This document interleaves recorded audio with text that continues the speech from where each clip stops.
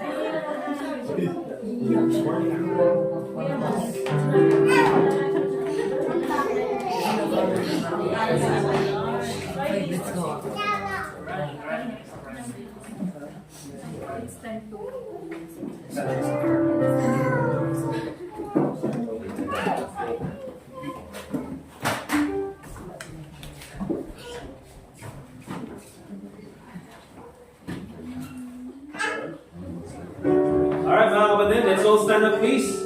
And we'll start by way of prayer. Pagkatapos po niyan mga kapatid, we'll have our congregational singing. Para sa ating opening prayer, we'll ask Brother Dazer to come in front to lead us sa ating prayer. And then after that, I'll be leading the singing.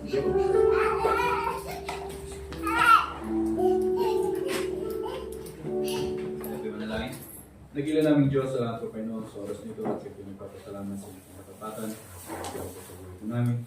At ulit ay pagpalain sa Panginoon ang pumisyo po namin sa umalo po ito kahit pumisyo po namin sa harapala, sa mga awitan Panginoon, sa salita po ito yung umitin. Pulikot Panginoon at ang mga kapatiran po namin na ating po sila sa purito. At bless ang sa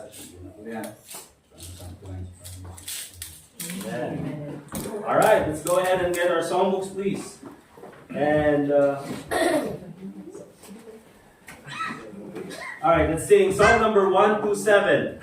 Song number 127, It's So Sweet to Trust in Jesus.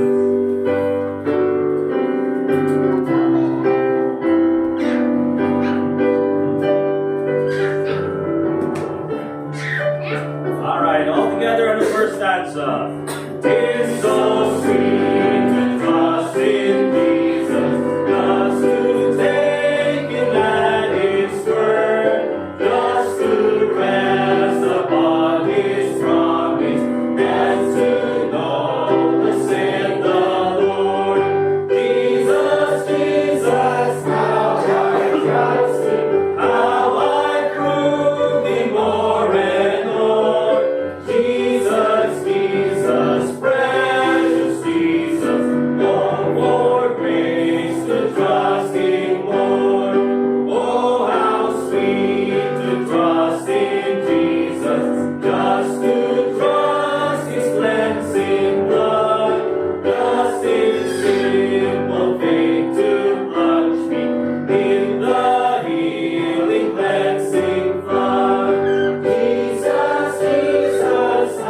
I trust Him, how I prove Thee more and more.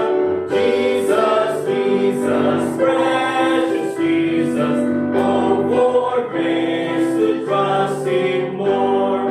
Yes, it's sweet to trust in Jesus, just from sin and self to cease, just from Jesus in free taking, I can rest in joy and peace. Jesus, Jesus, how I trust Him, how I prove Thee more and more. Jesus, Jesus, precious Jesus, oh, for grace to trust Him more. I'm so glad I learned to trust Him, precious Jesus, Savior, friend.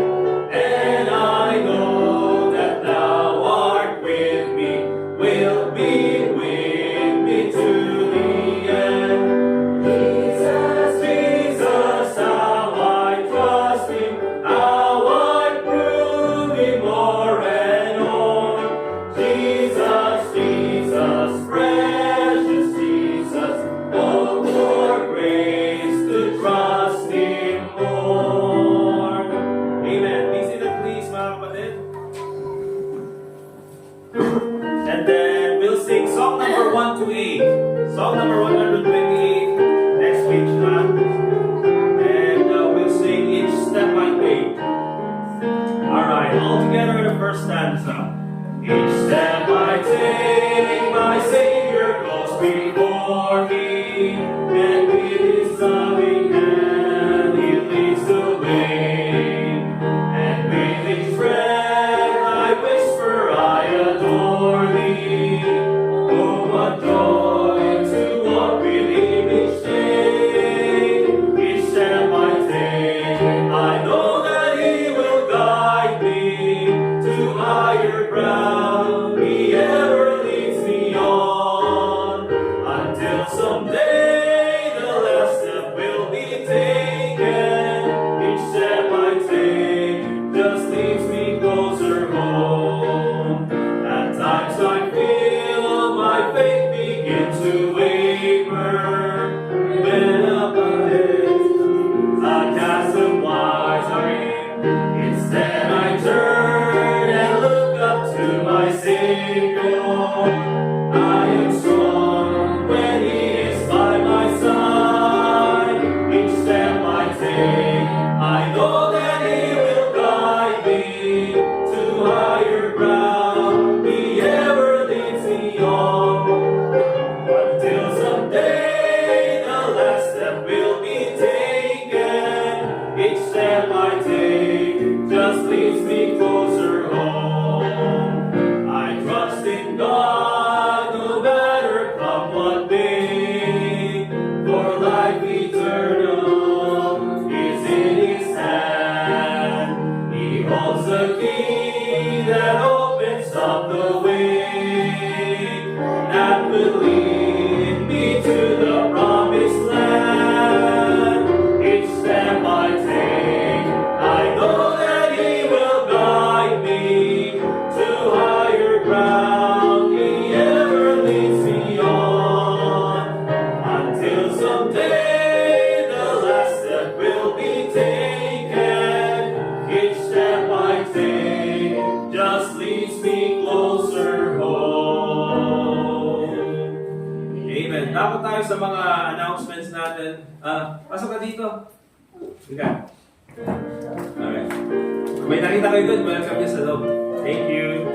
And then, yung mga announcements pala natin mga kapatid, tulad ng sabi ko, this coming Sunday, we'll have si Pastor John Pahigon. He'll be preaching to us in September 28.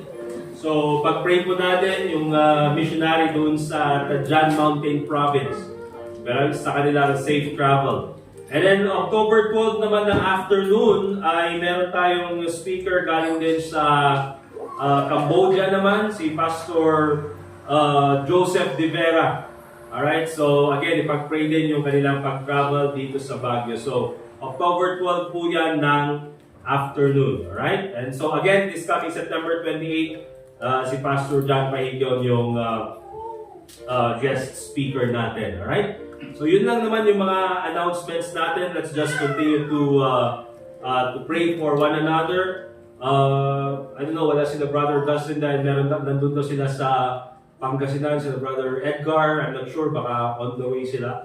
But anyway, I'm glad na nandito kayo at hindi kayo nakiki-attend dun sa mga rally. Amen? Mas importante ito. O baka mamaya andun kayo, naka-ninja suit din kayo, nakiki-rally, nakiki-protesta. But anyway, we'll go ahead to another song. Let's get our songbooks, please. Before po tayo pumunta sa ating Bible reading, let's get our songbooks and open it on song number 134 by Anchor Holds.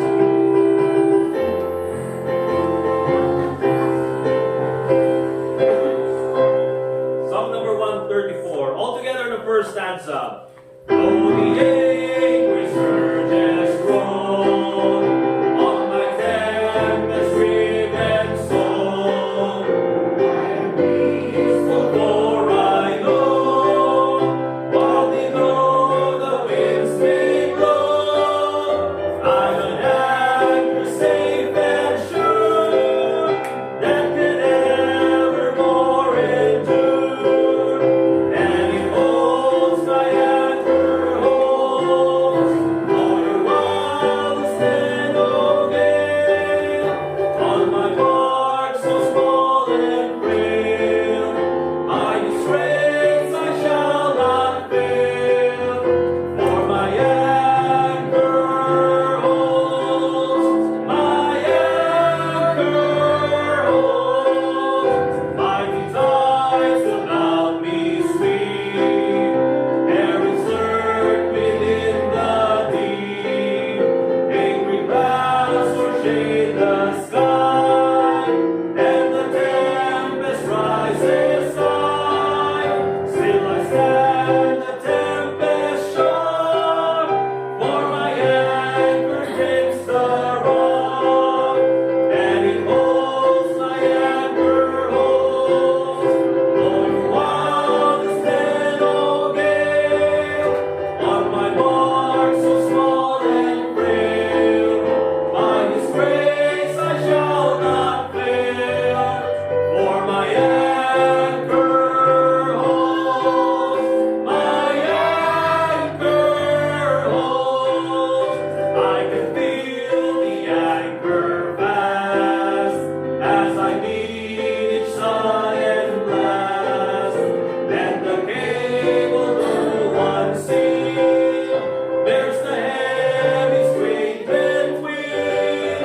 Through the storm I safely ride, till the turning of the tide, and it holds, my anchor holds, all your wildest and oh gale, on my bark so small and frail, by His grace I shall not fail, for my anchor holds, my anchor holds. Troubles almost melt the soul, feels like billows o'er me roll, tempters seem to lure us astray, the light of day, but in Christ I can be bold. I've an anchor that shall hold, and it holds, my anchor holds, all your wildest and oh gale, on my bark so small and frail, by His grace I shall not fail, for my anchor holds, my anchor holds. Sali lang, napagod ako mga kapatid. Alright, Matthew chapter 28. Matthew chapter 28. Let's all stand up, please, as we read the Bible in Matthew chapter 28.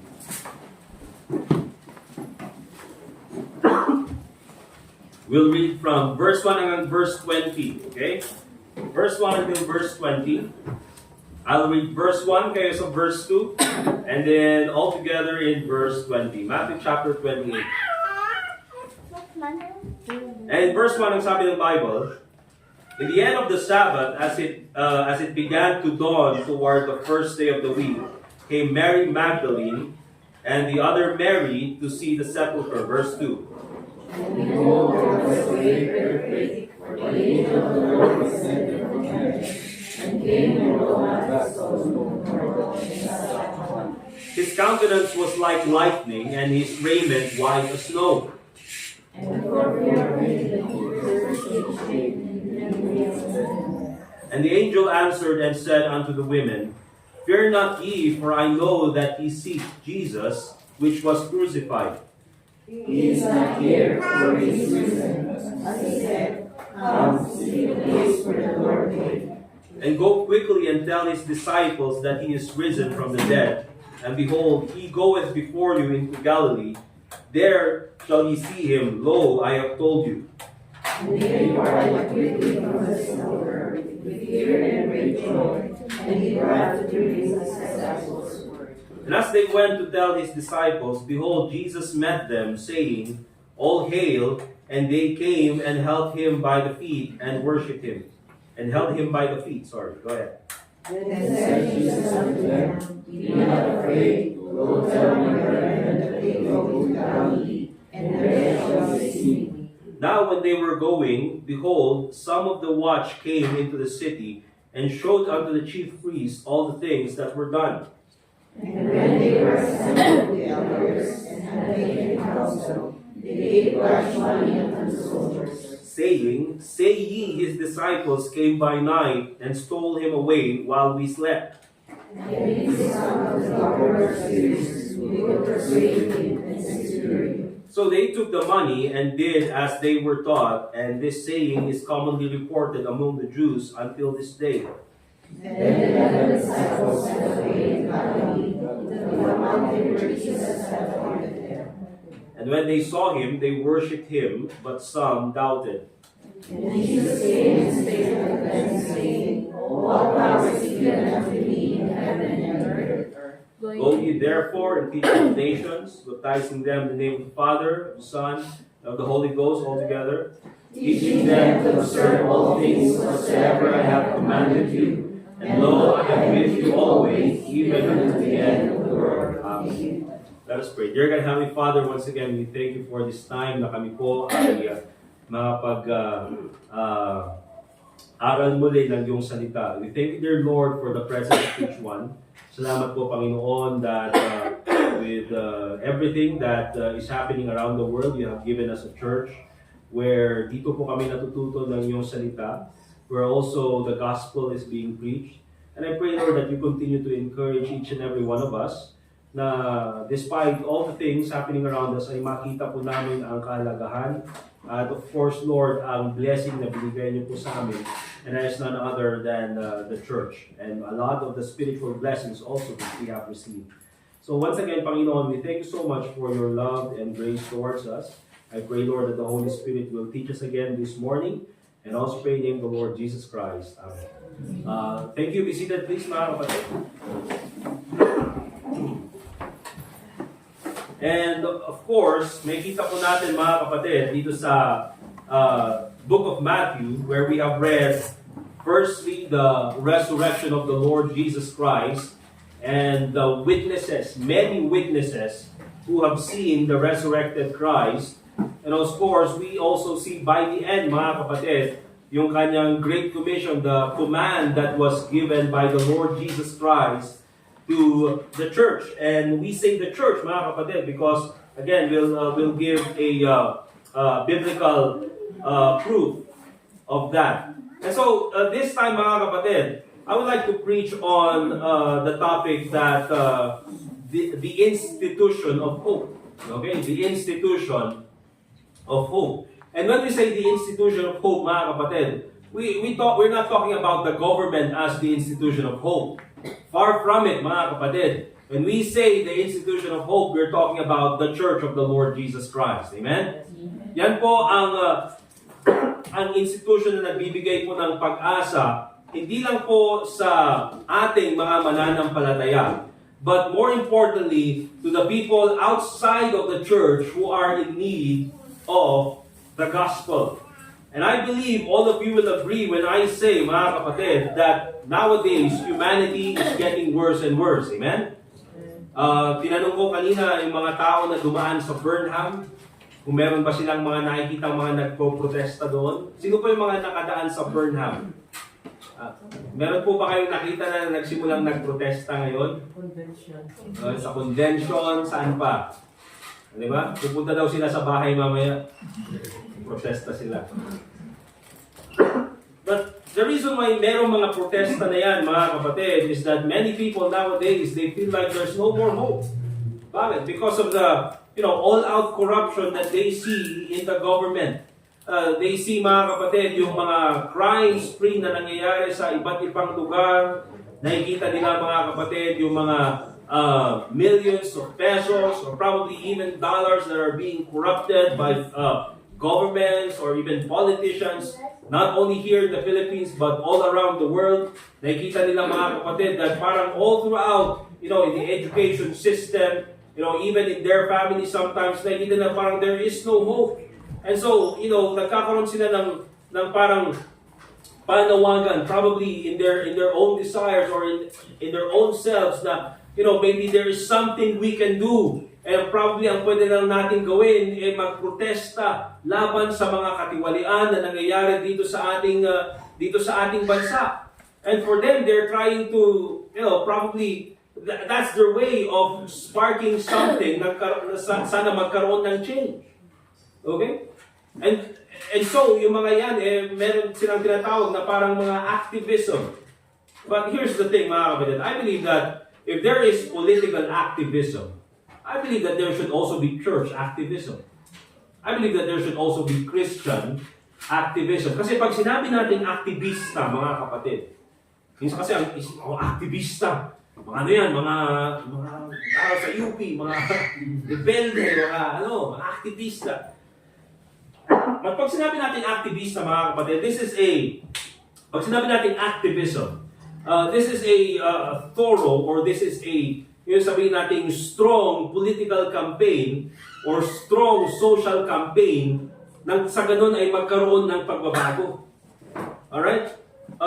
And so, kung titignan natin, maganda naman para ng layunin. They have good. Maganda yung layunin. But the problem with that, mga kapatid, is for all of these activism, there's always a selfish motive behind it. Diba? Sabihin nila, dapat mag-resign yung presidente. Mag-resign yung presidente. Bakit? Kasi para sa kanila, ang gusto naman nilang inuklok yung susunod na presidente, yung vice president. Okay? Or tanggalin na lang lahat yan. Or tanggalin itong congressman na ito. And then isunod na ito. For everything, mga kapatid, na sabihin natin motivation of these activisms or political activisms na nangyari sa lugar natin, mga kapatid, there is always sabihin natin, personal agenda behind it. Alright? Kaya po, I do not encourage each and every one of you na sabihin natin, okay, sige mga kapatid, pagkatapos po ng service natin na ito, lahat po tayo, mula dito sa ating church, mamarcha tayo hanggang SM. Diba? At tayo ay magpro-protesta sa katiwalian na nangyayari dito sa ating bansa or sasama tayo sa mga aktivista or sa mga nagrarally, nagpo-protesta. Bakit mga kapatid? Baka mamaya sabihin pa nilang kasama tayo doon sa mga political endorsements na ginagawa nila. Hindi po mga kapatid. Okay? So it's good mga kapatid na sana in our country God will raise up righteous leaders who will rule over the government or who will lead the government. I pray mga kapatid that God would raise up leaders who will uphold what the Bible says, who will do the right thing, na sana pigilan yung katiwalian dito sa gobyerno. That's my prayer para sa ating bansa. Okay? Na sana hindi darating yung panahon that they will limit yung pag-preach ng gospel dito sa ating bansa. I pray mga kapatid that the next generation of leaders will be God-fearing and God-loving leaders. Okay? But let me just give back to you the perspective, kasi nga last Sunday I preached on the biblical worldview. Okay? But let me give back this perspective mga kapatid, that in this world, the institution that God has given for people to have hope is none other than the church. Okay? At kaya po gusto kong ipakita sa inyo mga kapatid, hindi po technology, hindi po gobyerno, ang hope of humanity is none other than the church of the Lord Jesus Christ. And let's go to Matthew chapter 28, verse 19, and of course in verse 20. And makita po natin dito, the first thing,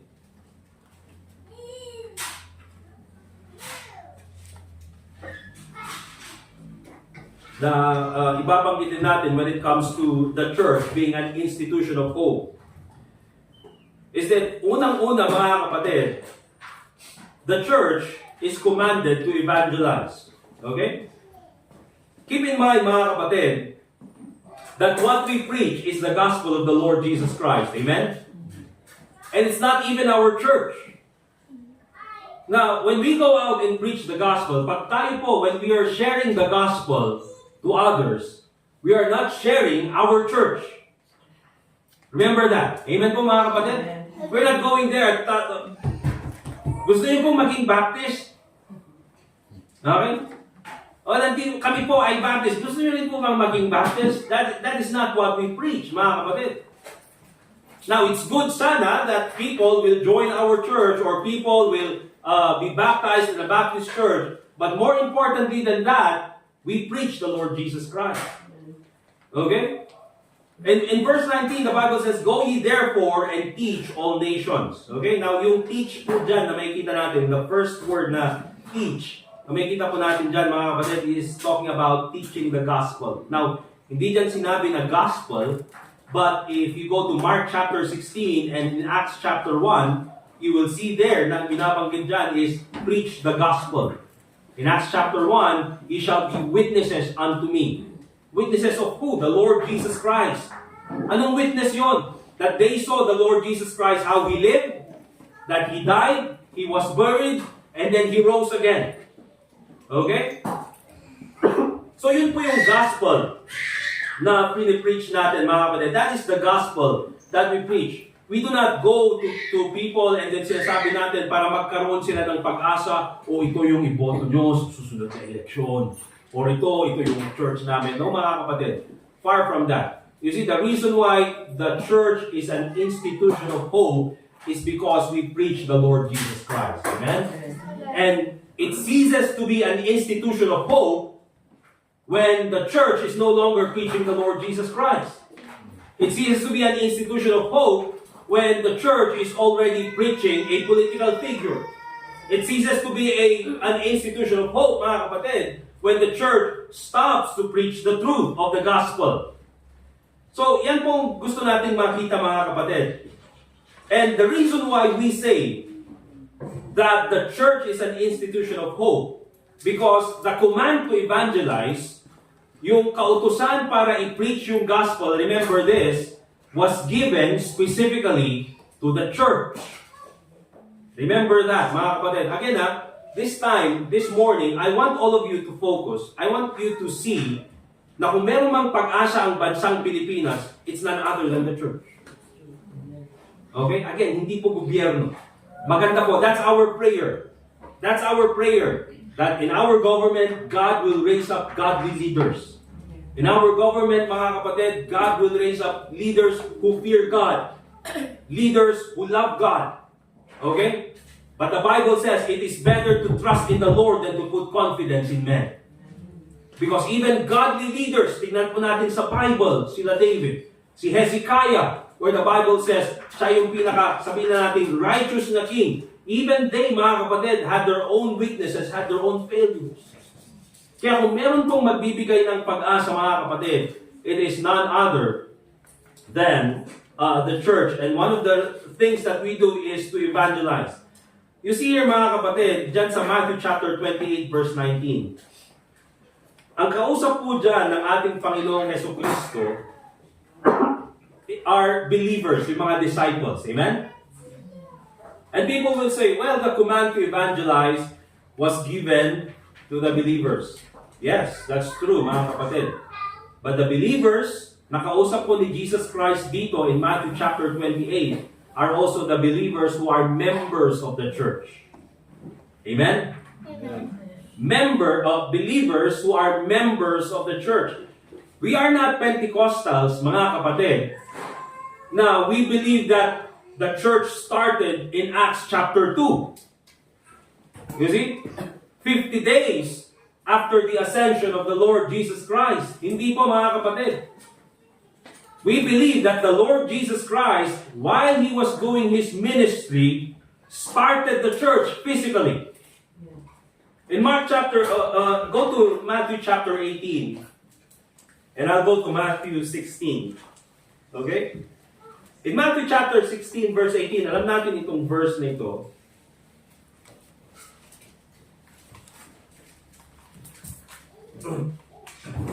In Matthew chapter 16 verse 18, the Bible says, "And I say also unto thee that thou art Peter, and upon this rock I will build my church, and the gates of hell shall not prevail against it." So Matthew chapter 16, sinabi na ng ating Panginoong Jesucristo that that is very personal, I will build my church. Hindi niya sinabing, Peter and the apostles, you will build the church, or you will build my church. Now, very specific ang sabi ng ating Panginoon Jesucristo, ako mismo, I will build my church. And so in Matthew chapter 18 and verse 17, makita natin dyan doon sa process of church discipline, where the Lord Jesus Christ mentions here, if he shall neglect to hear them, tell it unto the church. But if he neglect to hear the church, let him be unto thee as an heathen man and a publican. And the reason why pinapakita yung Matthew chapter 18 verse 17 is that in Matthew 16, he already said he will build his church. And so in Matthew chapter 18, binanggit niya, tell it to the church. I believe mga kapatid, somewhere between Matthew 16 and Matthew 18, Christ had already established the church. Because why would he talk about church discipline if there is no church yet? Make sense mga kapatid? So, tayo mga kapatid, probably some Baptists believe otherwise, but for me personally, as I take a look at the scriptures, I can say with confidence that Christ literally built the church while He was in His earthly ministry. Amen? Hindi po yung apostles ang nag-build ng church. It was Christ who built the church. Therefore, doon sa Matthew chapter 28 verse 19, when He gives the command, go ye into all the world and teach all nations, baptize in them in the name of the Father, the Son, the Holy Spirit. He is talking to disciples, believers, who are already members of the church. Amen? So yung mga kasama niya doon, mga kapatid, are none other than the church. And so that's why sinasabi natin that the Great Commission was given to the church. The command to go out and evangelize was given to the church. Now let's go to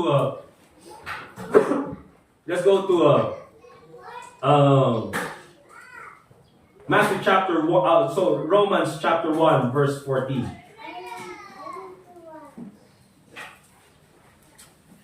Romans chapter 1 verse 14 hanggang verse 16. Okay? The Bible says in Romans chapter 1 verse 14 hanggang verse 16. And the reason why nandito tayo sa verse na ito is this point. If we realize that the church is the hope of this world, in our society, in our community, in our city, sabihin na natin tayo yung pag-asang binigay ng Panginoon para sa mundong ito. If we realize that truth, then why is it that many Christians don't go out and preach the gospel? Diba? Now, so kung alam natin na, pambira, tayo pala yung pag-asa mga kapatid. Diba? tayo pala yung pag-asa ng community dahil sa atin binigay yung command to go out and preach the gospel. Because remember this, more than economic, sabihin na natin advances, more than financial advances na sana maibigay sa bawat Pilipino, what every Filipino needs is the gospel of the Lord Jesus Christ. Yan po yung kailangan ng bawat isang Pilipino. Bakit? Kasi even though they have all the economic advance, kahit sabihin natin mga Pilipino magkaroon sila ng masagalang financial advance, without the Lord Jesus Christ, it means nothing. Okay? So kaya sinasabi natin, ito yung pag-asa. This is the hope. This is what they really need. Yung mga tao, what they want is financial advance. What they want is economic advance. But what we need is the Lord Jesus Christ. Okay? So in Romans chapter 1 verse 14, pinapakita dito ni Apostle Paul, yung kanyang conviction on why he goes and preach the gospel. Sabi niya, I am debtor. Sabi niya ganyan, utang ko ito, this is my obligation. You see, I received the gospel. Someone gave to me the gospel. Okay? Si Ananias preach yung gospel kay Paul. The Lord Jesus Christ nagpakita kay Apostle Paul. And so kung makikita natin mga kapatid, sabi niya, I was given the gospel of the Lord Jesus Christ. Without the gospel, I will not have hope. Patuloy pa rin ako doon sa aking tradition. Patuloy pa rin ako doon sa aking religion. Without the gospel, I am nothing. And so sabi niya, I am debtor. Utang ko ito. I have to give this to others. Now, let me ask you mga kapatid, do you have the gospel? Say amen. Amen. Someone preached to you the gospel. Amen? Amen. Therefore, it is our obligation to share the gospel to others. Utang natin yan. To every Filipino na dumadaan dyan sa labas, to every citizen ng Baguio na nakikita natin na nandyan sa labas, utang natin sa kanila ang gospel. Sabi ng Bible, I am debtor both to the Greeks and to the barbarians. Both to the Greeks, mga nasa both to the Greeks, mga nasa Baguio. The barbarians, Mountain Province, Academy. Both to the Greeks and to the barbarians, both to the wise and to the unwise. So much as in me is, sabi ni Apostle Paul, I am ready to preach the gospel. I am ready. Given the opportunity, I will preach the gospel. You see? And sabi niya ganyan, to you that are at Rome also, for I am not ashamed of the gospel of Christ, for it is the power of God unto salvation, to everyone that believeth. I am ready to preach the gospel. I am not ashamed of the gospel of Christ. Remember this, mga kapatid. It's very important for a church to support missions. Amen? Amen. It's very important for a church to support missions. Bakit? Because through missions, we are able to, help yung mga missionaries to go and preach the gospel and start churches in different places all over the world. Amen po? Amen. But remember this, your support, your financial support in missions does not replace preaching the gospel. Amen? Yes, sumusuporta tayo sa mga mission. Pero hindi po ibig sabihin na, nag-support na ako ng missions, I don't have to go soul winning. Or I don't have to go and preach the gospel. Hindi po, mga kapatid. Alright? It is both our obligation to preach the gospel and at the same time support missions. Amen? Hindi po one or the other. No. While you are supporting missions, you are also preaching the gospel. While you are preaching the gospel, or you're doing soul winning, you are also supporting missions. Amen po mga kapatid? Minsan kasi akala natin, di ako makakasama soul winning, pero ito, pera ko para sa'yo. Okay? Or yan na lang. That's good mga kapatid. That can help. But remember, your money does not replace the act of soul winning. Amen po mga kapatid? Amen. So, it is our job, mga kapatid, to go ahead and share the gospel of the Lord Jesus Christ. That is the hope ng mga tao. Remember this, mga kapatid. Without the gospel, you are hopeless. Without the gospel, andun pa rin tayo sa pagiging Katoliko. Amen? Andun pa rin tayo sa Manawag. Andun pa rin tayo sa Lourdes. Okay? Without the gospel, nandun pa rin tayo sa taga-Bagyo, sa mga igora. Diyan tayo pa lang uy, natagtagin na po, party kayo, tibaboy ka mo. Pati kayo kaya ito. Diba? Without the gospel, wala tayong pag-asa. But with the gospel, we have hope. Secondly, mga kapatid, hindi lang tayo, we are commanded to evangelize. But remember this, we are also, the church is commanded to educate. Okay? The church is commanded to educate. Now, we live in a time, mga kapatid, wherein nakikita natin many young people, diba, mga, sino dito ang, mag-start tayo sa mga kasama namin, yung mga, the coolest generation of all. Sino dito yung mga millennials? Pag millennials, anong age group yun? Or kailan ko nanganak? 80s? 1980 something? O, sino dito yung millennials? Kaya na, sino yung millennials? Raise your right hand. Right hand, millennials. Sino pa millennials? Millennials. Kaya, millennials. Kaya ito nga, millennials tayo. Di ba? Millennials. Di ba? Mga 30s. Mga masakit yung likod. Mga ganyan. Millennials ka na. Yung before tayo, yung Generation X, Gen X. Sino pa yung mga Gen X dito? Raise your right hand. Gen X. Ayan, sila Ma'am Day. Sila Ma'am Day. Uy, si Ma'am Day, ikaw lang yung Gen X dito. Yung before Gen X, yun na yung mga panahon nila Noah, yung mga boomers, di ba? Baby boomers. Okay, yan sila Brother Larry, diba? 50s yan or something, hanggang 60s. Yan. Gen X po yung mga 70s, ganun na lang. O mga millennials, 80s. Now, after nung millennials, mga kapatid, ang sumunod na is yung Gen Z. Yan. Kasi makikita niyo naman mga kapatid sa politics, mga kapatid, di ba? Makikita niyo representative ng mga millennials. Si Biko. O, di ba? Millennial yun. Yung representative ng mga Gen Z, yan yung Barzaga yun.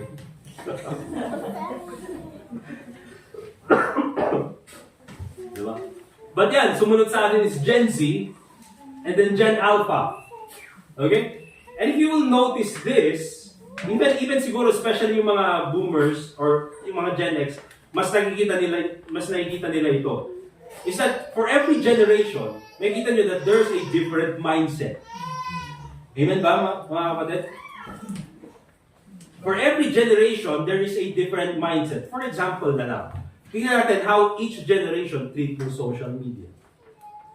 For example, yung mga boomers. More than likely, they don't care about social media. Bakit? Hindi nila alam paano gamitin. Screenshot. Hindi nila alam, mga kapatid, di ba? Yan, apihang kumakita di ka sa sao. Ka-video call ko si Papa, ka-video call ko si Mama. Hindi ko sila nakikita yung mukha nila, nakikita nila yung... Di ba? Ibaliktad mo yung screen. Ikas dyan na. Ako naman ang hindi nila makita. Ganun, mga kapatid. Gen X, of course, medyo mas... Gen X yan, yung mga nagsimula kasi ng mga ng ideas about the internet. So, medyo mas may alam sila, mas technologically savvy. Mga millennials, yan, di ba? Medyo tayo yung first na nakagamit ng social media, tayo rin yung first na biktima ng social media. Amen? Kaya tayo rin yung generation na umaalis sa social media. Alright? And then yung Gen Z. Ayan, sila na yung mga experts sa social media. Alam nila parang social media is already a part of their lives. Yung mga Gen Alpha naman, ay nako, ewan ko mga kapatid. Iba na yung kanilang term. Okay? Yung mga Gen X, mga kapatid, pagka umiiyak sila, they do it privately. Yung mga boomers, they do it privately. Millennials, we try to do it privately. But at the same time, meron din yung mga millennials na pag-iiyak sila, bibidyohan pa nila. Sakit ng pakiramdam. But wait, i-post ko to sa social media. Diba? It's just, in every generation, mga kapatid, there's just this different mindset. Bakit? Because in every generation, there are different values that we learn from our parents. But understand this, mga kapatid. Marami tayong values that we also learn from the universities. And oftentimes, those values are good, but in many occasions, mga kapatid, many of those values are against the Word of God. That's why if you see, mga kapatid, bakit medyo parang lumalala yung mga generation na pinagdaraanan natin? Because I believe it also has something to do with the education that we learn from universities. Di ba? And oftentimes, I always tell this.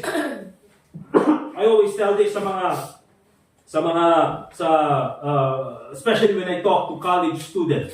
Okay?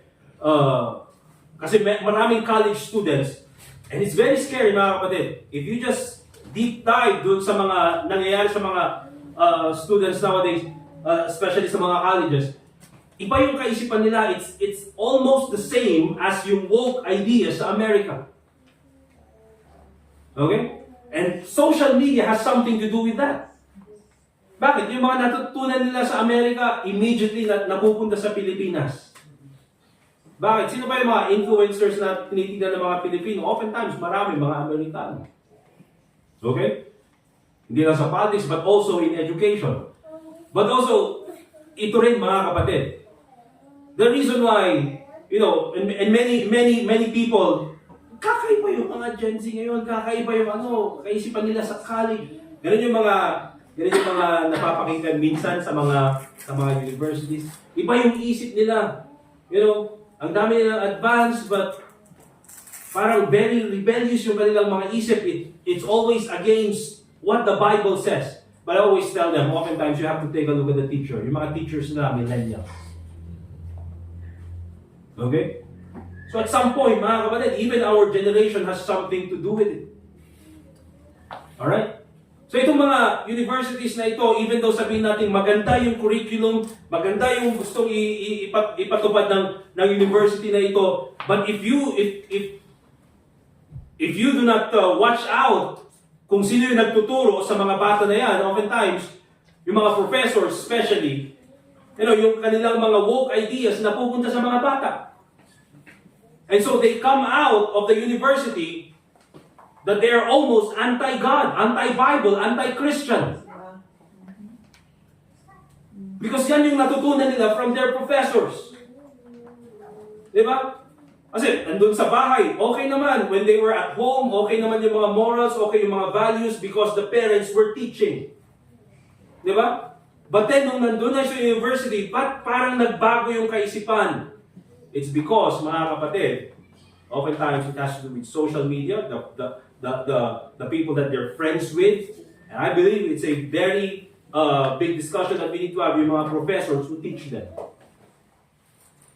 Hindi naman aktivista, ba't nung napunta dun, maging aktivista? Alright? And so it's of great importance, mga kapatid, that there needs to be a church who will educate them with the Word of God. Sabi nga ni Jose Rizal, ang kabataan ang pag-asa ng bayan. Di ba? Maganda sana mga kapatid kung ang kaisipan ng kabataan mga kapatid ay katulad ni Jose Rizal. Paano kung yung kaisipan ang binago? Di ba? And so there needs to be a church, mga kapatid, who will educate people, not only students, about the Word of God. And sabi nga nila, huwag kayong mag-ano sa religion na yan, or dyan sa church na yan, brainwashing yan. Let me tell you this, mga kapatid. Literally, what we do here is brainwashing. Amen? Hindi po brainwash na manipulation, ha? What we do here, mga kapatid, when you come to church, with the many ideas that you hear outside, in social media, sa news, sa mga universities, or sa mga professors that are anti-God, when you come to church, we wash your brain with the Word of God. Para naman mahugasan with the filthiness of the world. Okay? And so, sabi dyan sa Matthew chapter 28, verse 20, the Bible says, teaching them to observe all things whatsoever I have commanded you. And so again, to the church was given the command to educate. Para ituro sa mga tao yung salita ng Diyos. After people get saved through the preaching of God's Word, mga kapatid, it's very important to bring them to church so that they are taught the Word of God. Let me just read 1 Timothy chapter 3, verse 15.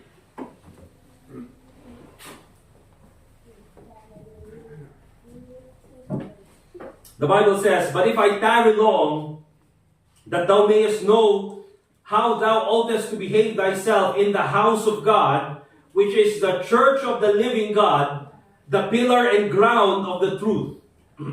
I've already mentioned, mga kapatid, last Sunday, biblical worldview. Okay? When it comes to biblical worldview, tayo mga Kristiyano, we believe that God is in control of everything. Amen? Despite sa kaguluhan na nangyayari, assassinations, wars, all of those things, God is still in control of everything. There's no reason for us to fear. Kaya kung titignan niyo po, mga kapatid, this is the institution, the only institution where the Word of God is being preached. You cannot, hindi ka pwede pumunta sa school, go to school, and that you cannot expect your teachers to preach to you the Word of God. Far from it, mga kapatid, they will teach to you something that is sometimes, mga kapatid, nasa involved in academics. But even po sa mga universities, mga kapatid, there is no focus on the Word of God. That's why there needs to be a church to teach people about the Word of God. Go to 2 Timothy chapter 3, verse 16.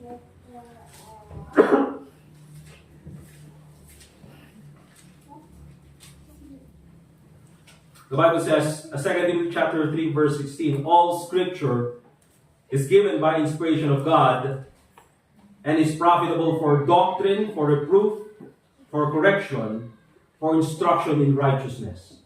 Okay? All scripture. Ibig sabihin, mga kapatid, lahat po ng books in the Bible, every word of God, every verse in the Bible is profitable. Amen? Meron po tayong mapupulot na aral. Even for the simple act of reading the Bible at church na ginagawa natin. The simple act of reading the Bible at church. Even though hindi yan yung focus ng preaching natin, but by you reading the Word of God, I believe you can learn from reading the Bible. Even at church. Diba? Hindi man yun yung focus ng pag-aaral, pero habang binabasa mo, yun na. Alright? So it's given to us by inspiration, it's profitable for doctrine. We will have the right teaching. Okay? That's why when we preach the Word of God dito po sa church, we preach from the Bible. This is where we get the right teaching. Hindi lang about the Trinity, hindi lang about salvation, hindi lang about baptism, but also when it comes to decision making. Young people, mga young people, you need wisdom from the Word of God for the decisions that you make in life. Okay? That's why hindi nyo pwedeng sabihin, alam ko na lahat.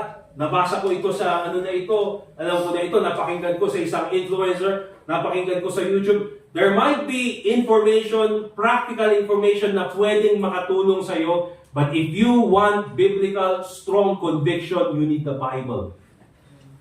Okay? You need that for decision making, for family relationships. Parents, kailangan po natin ang Bible. if we want to strengthen our relationship with our family. Amen? Fathers, you need the Bible. Ganun din po sa mga nanay. With your career, you also need the Bible. Bakit? Because we believe, mga kapatid, that the Bible is the authority in our life. Alright? Hindi po tayo kinakausap ng Panginoon every morning na sabi niya, oh, gising ka na, may sasabihin ako sa'yo. Or meron kang notification sa phone mo. Hindi, mga kapatid. God talks to us through the Bible. For doctrine, for reproof. Okay? Para minsan, mga kapatid, we live a sinful life. Meron tayong mga masamang gawain that when we read the Bible or when we listen to the preaching of the Word of God, talagang tinatamaan tayo. That's why when you are here, and then ikaw ay tinamaan ng salita ng Diyos, that's good. Diba? When you come to church, and then nasaktan ka dahil sa preaching, that's good. Why? Because that means God is speaking to you. God wants you to fix your life. Sabi niya ganyan, for correction. Wrong beliefs. We have wrong beliefs na kailangan itama ng salita ng Diyos. And then for instruction in righteousness so that we will continue in truth. We will continue doing the right thing. That's why when you come to church, mga kapatid, you can expect that you will hear God's word, not man's opinion. That's why be thankful, mga kapatid, if you have a church that preaches the word of God. And even in our church, hindi po perfecto yung ating program, hindi perfecto yung ating mga lahat ng ginagawa. But one thing that we strive on is to give you the pure words of God. Okay? Let's go to 2 Peter chapter 2 or chapter 1, verse 12 hanggang 15. To the members of the church, you have heard this many times. But I will say it again to remind everyone that even when you come to church, you do not expect that all preachings will be exciting. Amen? Na hindi ka, gusto ko lahat ng preaching ay exciting. You know, hindi po ito, we do not come to church and then bibigyan kayo ng menu, what kind of preaching do you want? You know, hindi po tayo ganun. Alright? When you come to church, you are fed the Word of God. That's why maganda rin when you come to church, because when you listen online, mga kapatid, it's good. We have that technology. Praise God for that. But tulad ng sabi ko, mga kapatid, when you're listening online, and then ayaw mo na yung preaching, you have the temptation to slide up. Diba? Or ano ba? Scroll up pala, sorry. Millennial. Scroll up. Diba? Ayaw ko yung preaching, scroll up. This one's better. Diba? But when you are here, mga kapatid, in this church, you cannot scroll me up. Kaya baka mamaya, ginaganyan nyo ako. Hindi ako aalis, mga kapatid. Alright, in 2 Peter chapter 1, verse 12 to 15, sabi ni Peter, wherefore, I will not be negligent to put you always in remembrance of these things. If you read 2 Peter chapter 1, yung these things na yan are talking about basic doctrines. Okay, from verse 1 to verse 11. Sabi niya ganyan, I will not be negligent to put you always in remembrance of these things. Alright? Bakit ganun yung naging topic sa preaching? Why is it na naging topic na naman ng preaching yun? Because the preacher wants you to remember these things. Because humans, mga kapatid, ang mga tao, makakalimutin. Amen? Alright? Who among you remember the preaching 2 Sundays ago? Meron po ba? Makakapagbigay ng title ng preaching 2 Sundays ago. Anyone here who remembers the title of the preaching 2 Sundays ago? No one, not even me. Incurable? Or... Diba? Makakalimutin ng tao, mga kapatid. Probably you hear this preaching now, next week, you don't remember it again. Eh, huwag nyo sasabihin, I already know that. I already know that. If you already know it, praise God, you're just being reminded. And if you already know it, praise God, someone taught you well. Amen mga kapatid? Amen. Put you always on remembrance of these things. And then sabi ni Peter, si Peter na nagsasabi, though ye know them. Though ye know them. Even if you know it, sabi ni Peter, I'm still gonna say it. I'm still gonna remind you of it. Kahit na alam mo na. Bakit? And be established in the present truth. I would rather have you be established than to be easily uprooted from the Bible. Okay? Verse 13. Yeah, I think it meet, as long as I am in this tabernacle, as long as I am in this body, physical body, sabi ni Peter, to stir you up by putting you in remembrance, knowing that shortly I must put off this my tabernacle, I will die, sabi ni Peter, even as our Lord Jesus Christ hath showed me.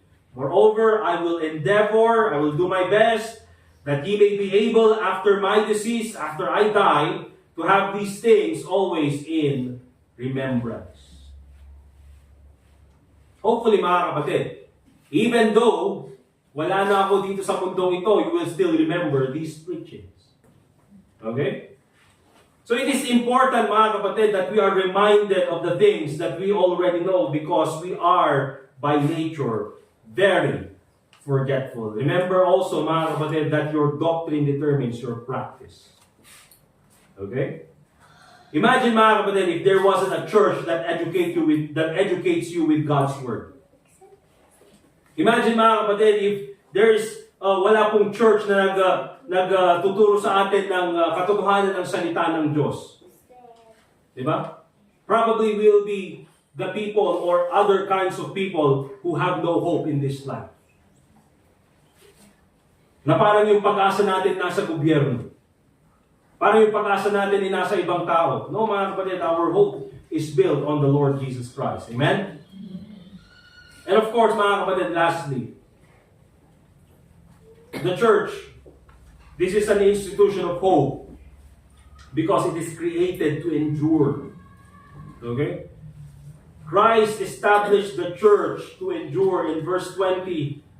Sabi niya ganyan, and lo, I am with you always, even unto the end of the world. Matthew chapter 28, verse 20. There's only one institution, mga kapatid, that the Lord Jesus Christ has promised to be with. Okay? Isa lang naman yung institution na sinabihan ng Panginoon, I am with you always, even unto the end of the world. Amen. It's not the government, it's the church. Amen. Because we know, mga kapatid, there are many governments who have turned their back from God. Understand this. 3 institutions that God has established. The government, the church, and family. Okay? The government, the church, and family. Remember this, mga kapatid. There are many churches or many governments who have turned their back from God. Marami po. Go to India. It's not even a government who worships God.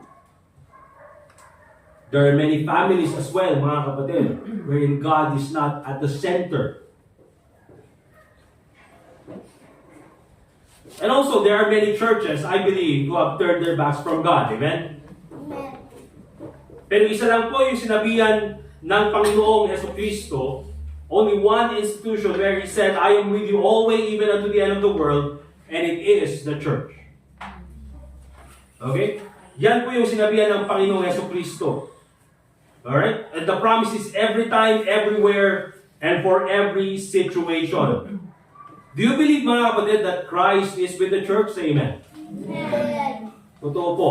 The Lord Jesus Christ is with the church. Let's go to Acts chapter 9. And we'll go to verse 4 and verse 5.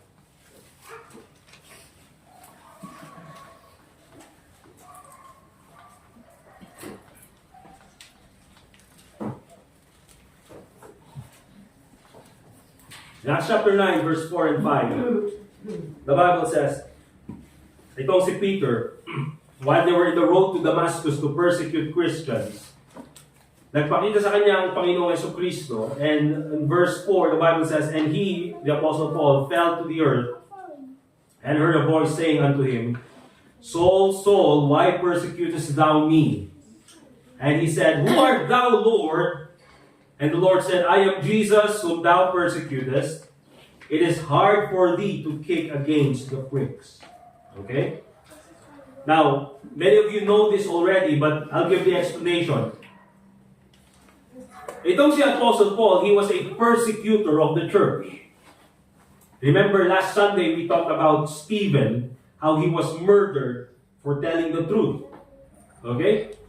And then, isa sa mga nag-persecute kay Stephen during the time in Acts chapter 8 is none other, or Acts chapter 7, is none other than si Saul.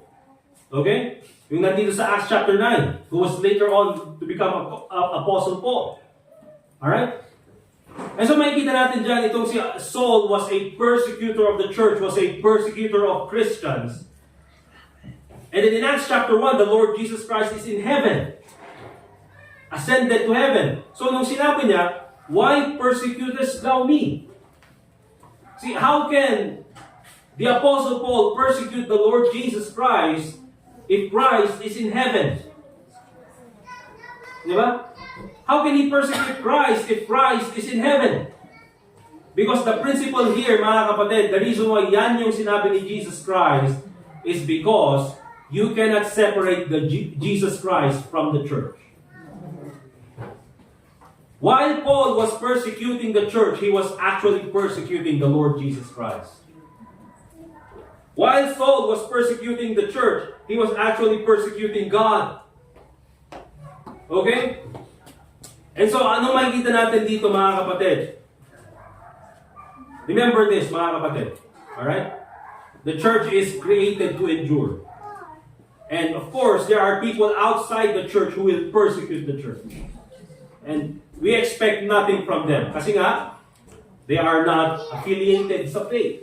They will persecute us for preaching the gospel, for speaking the truth. Gagawin nila yan. But let me remind you this, mga kapatid, especially members of this church. Based doon sa nakita nating principle, while the Apostle Paul was persecuting the church, he was persecuting the Lord Jesus Christ. Yun yung makikita nating principle doon. So here's the thing. How you treat the church is how you treat the Lord Jesus Christ. Nagets niyo yun, mga kapatid? Kung paano yung trato mo sa church, ganun din yung trato mo kay Jesus Christ. You cannot say you love Christ and then you hate the church. Okay? Ayaw pwedeng sabihin na, mahal ko si Kristo pero ayaw ko dyan sa dyan. Ay, pokit itong mga tao dyan. Itong mga tao dyan. How you treat the church is how you treat the Lord Jesus Christ. Okay? Because you cannot separate Christ from the church. Christ is the head of the church. Remember that. Kaya kung titignan po natin, mga kapatid, this church is created to endure. Sabi ni Jesus Christ, I am with you always, even unto the end of the world. If you love the church, it means you also love the Lord Jesus Christ. Because how you treat the church is how you treat the Lord Jesus Christ. Amen po ba, mga kapatid? Amen. And so, I would like you to go back doon sa sinabi ko kanina sa ating introduction. That many people nandyan sa labas protesting. Okay? And we understand their sentiment. Gusto nila magkaroon ng pagbabago. We pray na sana may pagbabago dito sa ating bansa. But let me give you this, sa mga Kristiyano, that you have this spiritual perspective. Our hope is not in the government. Our hope is still in Christ. Amen. And if our hope is in Christ, our hope is the church. Amen. Kaya huwag niyo pong babaliwalain ang church. Don't take it as a, sabihin natin, a less of a priority kaysa sa mga ibang ginagawa natin sa buhay. We need Christians, mga kapatid, who will be strong in the faith, who are not easily offended. We need Christians na mamahalin ng church. We need Christians, mga kapatid, who are, even though poverty may come, persecution may come, problems will come, they will still continue with the church. Bakit? Because this is a church that Christ established for us. Amen? Love your church. Let us pray. Dear God, Heavenly Father, once again, we thank you for this time na binigay niyo sa amin na kami po muli ay nakapag-aral ng iyong salita. We thank you once again for the presence of each one. We thank you, dear Lord, na ikaw po ay nagtatag ng isang institution na pwede po namin puntahan para po magbigay sa amin ng pag-asa. We thank you for giving us a church. We thank you for establishing a church for us. And there are so many things, in so many ways you have blessed us. But basically, it's one of the greatest blessings you have given to us outside of our salvation is to give us a church. So, salamat po, Panginoon, na binigyan mo kami ng isang church na pwede namin puntahan, kung saan pwede po kami mag-aral ng iyong salita, kung saan ang iyong ebanghelyo ay na ipapahayag sa iba't ibang tao sa iba't ibang lugar na nagsusuporta rin sa mga missions. So I pray, Lord, na ikaw po sana patuloy na mag-bless sa bawat isa dito sa loob ng aming church, for every member, every regular attendee, every visitor, everyone who is a part of our church. I pray, Lord, that you continue to bless each and every one of them, bless each and every one of us. As we continue to do the work for you, Panginoon, ikaw po magbigay sa amin ng kalakasan. Tulungan mo po kami sa aming kahinaan, and also praying in the Lord Jesus Christ. Let's continue to pray, mga kapatid. Continue to pray. Pray for our church, but at the same time also pray para po sa mga leaders ng bansa natin, that God will raise up godly leaders in our land. God will raise up righteous leaders who will do the right thing para po sa kinabukasan ng mga kabataan dito. But also, let us continue to put our trust in where it should be. Our trust should be in Christ. My hope is built on nothing less than Jesus' blood and righteousness. Sige po, mga kapatid, let's pray.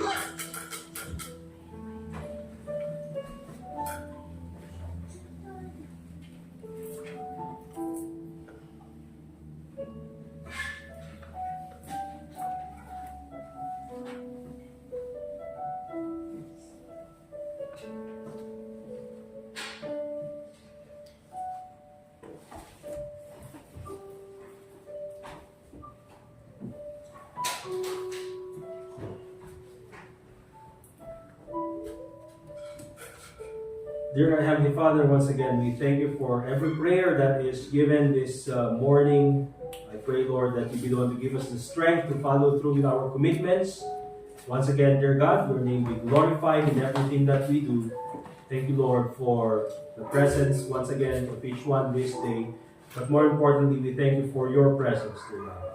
So lahat po ng papulit pasasalamat ay binabalik at binibigay po namin sa inyo sa pangalan ni Jesus. And all God's people say, Amen. Alright, let's go ahead and prepare po yung ating mga offering. We'll ask Brother Keno and then si Brother Edgar para po sa mag-pass ng ating mga offering baskets this morning. And for our offertory prayer, we'll ask si Brother Larry. So, let's go ahead and stand up please, mga kapatid, as we pray for our offering this morning.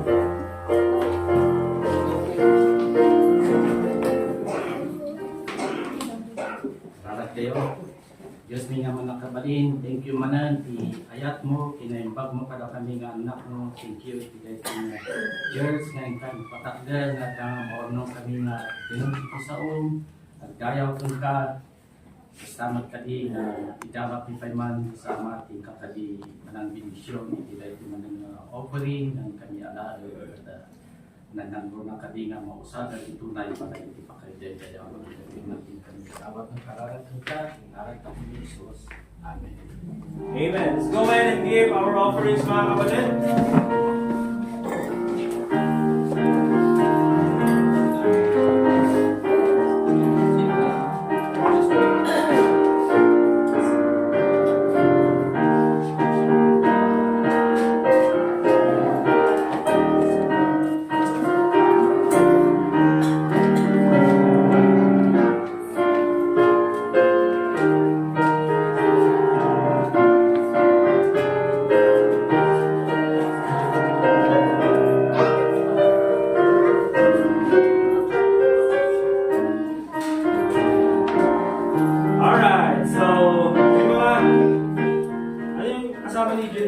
first time visitor ba di ay?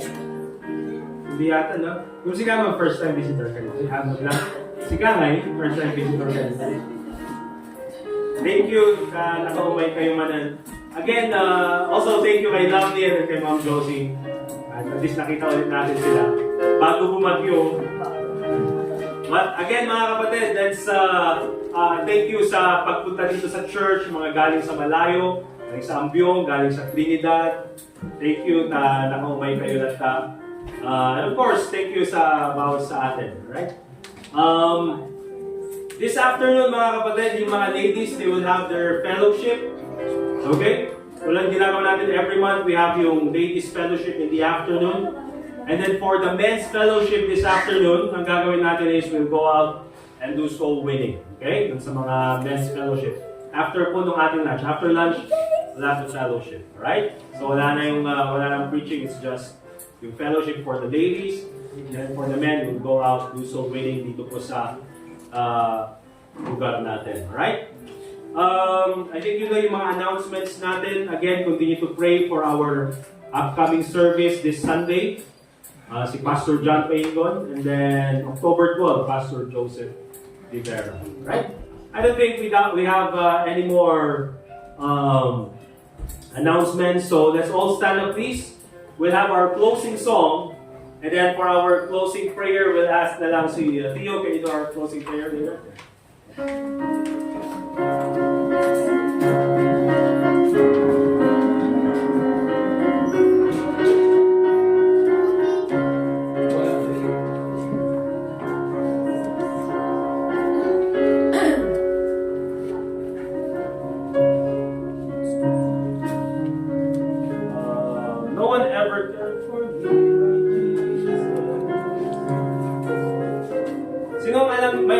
Song 115, no one ever cared for me like Jesus. Do you know the song? Say amen. Amen. Oh, okay, so marami Kayo ang magdadala nito I know the chorus, pero yung mga verses hindi.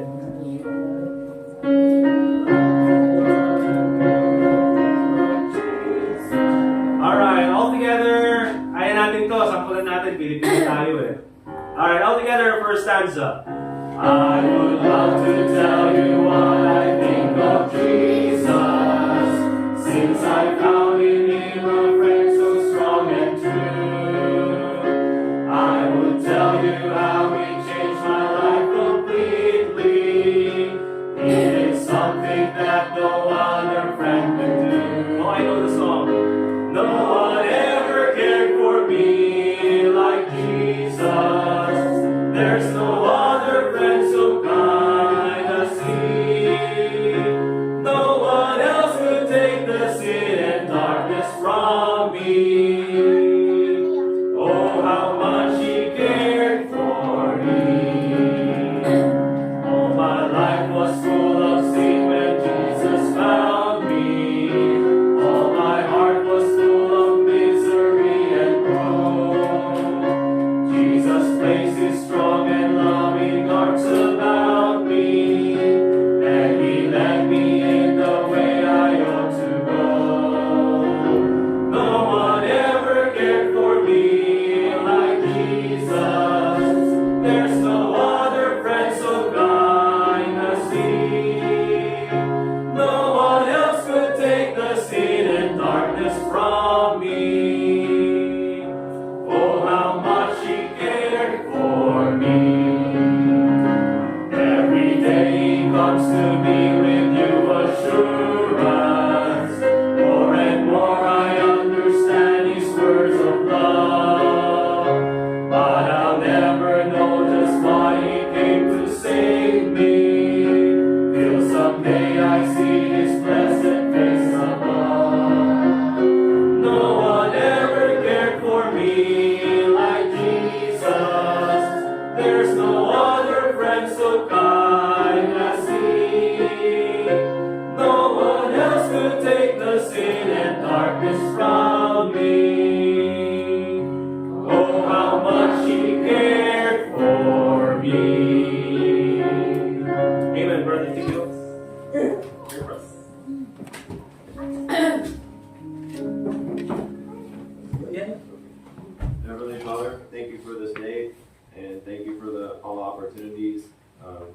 and this church and the Bible that you've given us. I pray that you would help us to continue reading the Bible and serving you and following your commandments. I pray that as you have showed us mercy and many blessings and showed us the truth in the gospel, that we would show that to others and not just keep it to ourselves. And help us whenever we have problems in our life to seek after you and not to seek after carnal solutions, but after what's written in your word. Amen. Alright, thank you very much mga kapatid. We are dismissed. Let's shake hands, let's fellowship, we'll have lunch, and after that we'll fellowship.